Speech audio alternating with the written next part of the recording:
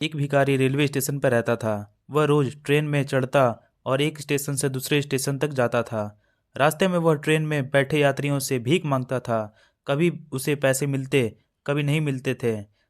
उसकी जिंदगी इसी तरह ट्रेन में इधर से उधर आते जाते और भीख मांगते गुजर रही थी। एक दिन वह रोज की तरह ट्रेन में चढ़ा और उसमें बैठे यात्रियों से भीख मांगने लगा।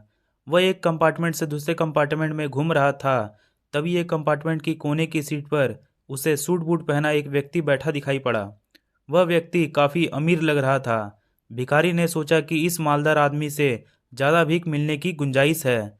वह उसके पास पहुंचा और उससे पैसे मांगने लगा। सूट बूट पहने व्यक्ति ने उसे पैसे देने से इनकार कर दिया, लेकिन भिखारी डटा रहा और उसके पीछे पड़ गया।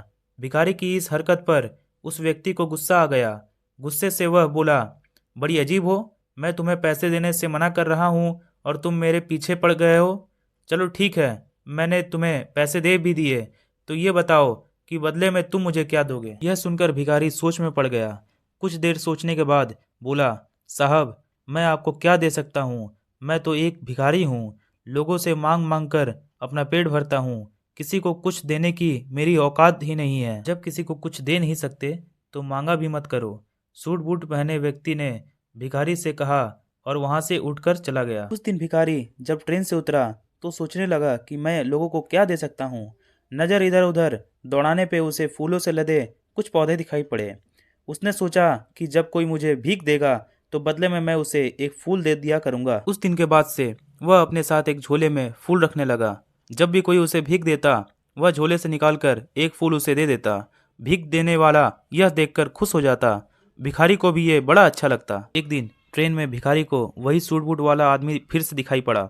भिखारी उसके पास गया और बोला, साहब, अब की बार मेरे पास आपको देने के लिए कुछ है, आप मुझे कुछ पैसे दे दो। उस व्यक्ति ने अपनी जेब से कुछ पैसे निकाले और भिखारी को दे दिए। बदले भिखारी ने अपने झोले में से एक फूल निकालकर उसे दिया।